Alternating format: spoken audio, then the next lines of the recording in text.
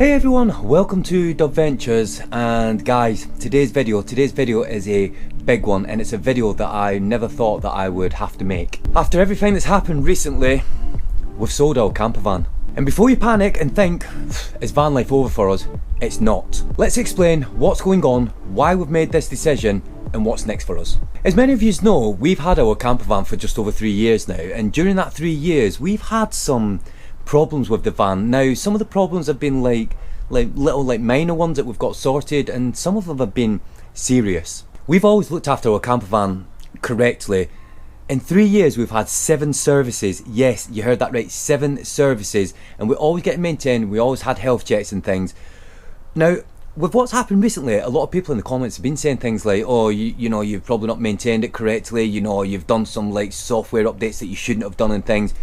Do you know what, guys? Honestly, we have looked after our campervan, and despite us only doing just over 20,000 miles, the van being a 2021 model, it's had its fair share of issues that we just couldn't deal with anymore. Recently, we've done a few like different road trips to Scotland, and each time that we, you know, travelled, it seemed that like we'd get an engine management light on or something, and you know, it was sensors and things, and it just seemed that every time that we went travelling, we always seemed to have to go to the main dealer to get issues sorted.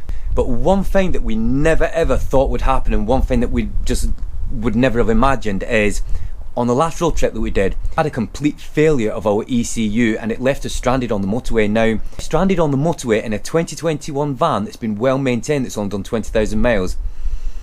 Shouldn't happen that. When this happened, it took 17 hours for us to get home. And during that 17 hours, me and Brooke, we did a lot of talking, and you know what?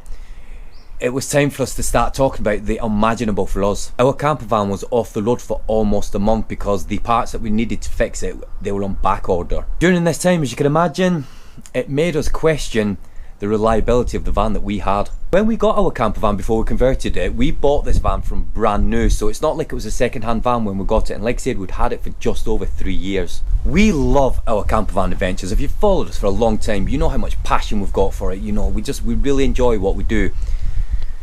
But when you're starting to question the reliability and starting to lose trust in the campervan that you've got, like I said, it makes you think. After we showed the video of like everything that happened, so many of you in the comments reached out to us and you was telling us like, you know, your experiences and things. But do you know what? An ECU failure, as rare as it is, it doesn't seem to happen to a lot of people. One of the comments that we did get, you know, again, which made me think, you know, how crazy it was that the ECU failed.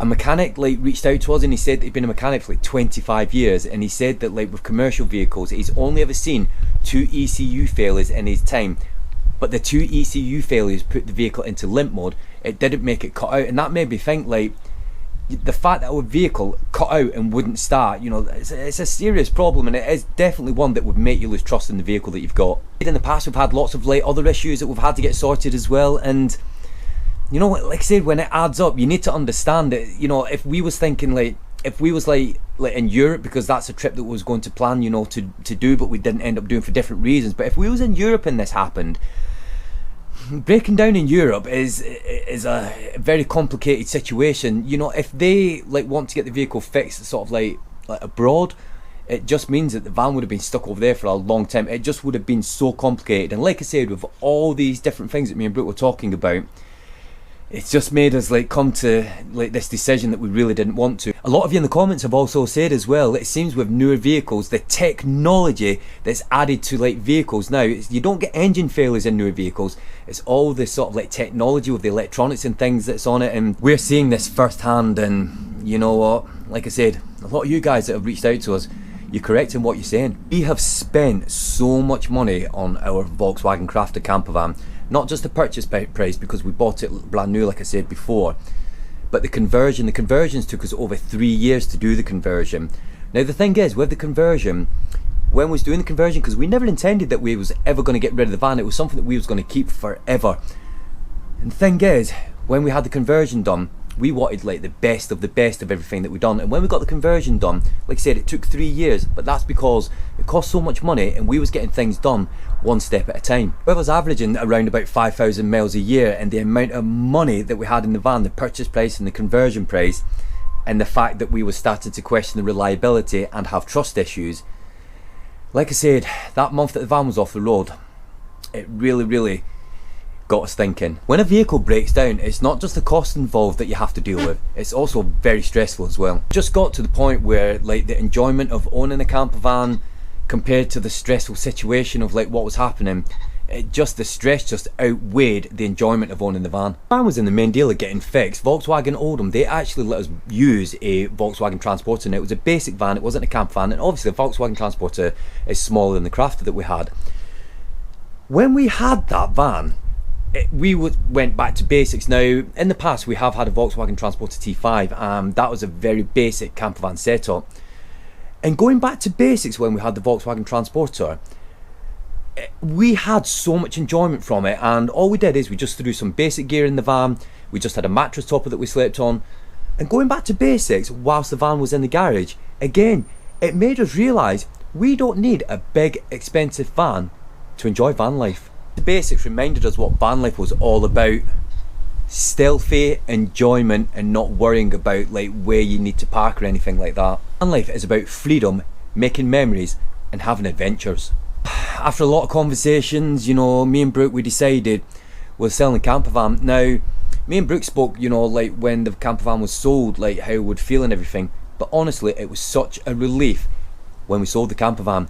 And one of the reasons it was a relief is because we know what we're doing next. The worry and the stress of having a camper van that you think that the next time you might use it might break down, that's not what van life's about. We want to enjoy our adventures, not worry if we're going to make it to the destination that we're going to and have a breakdown of the vehicle while we're travelling. What's next then? Well, one thing that we've realised is you don't need to spend a fortune to enjoy van life. We've realised that over the years, but the thing is, because we never intended to sell the camper van, it was nice to have like, you know, all the gear and everything in the van.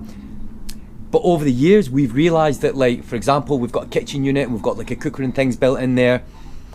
We never really used it because we used a portable cooker. We used to always cook outside, because for van life it's about being outside, and like being in the van is what you do when you're sleeping and relaxing and things. But everything else, you know, was always outdoors. So we are looking at other vans to convert, but I'm going to convert it myself. The only thing that I'm not going to do is the diesel heater and the electrics. I'm going to get that professionally fitted.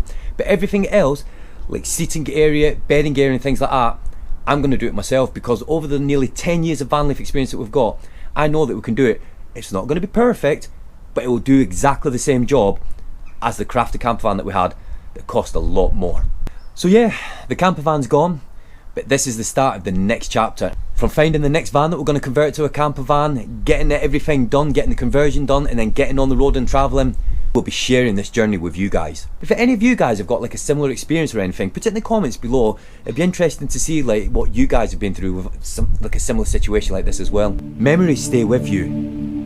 The van doesn't have to.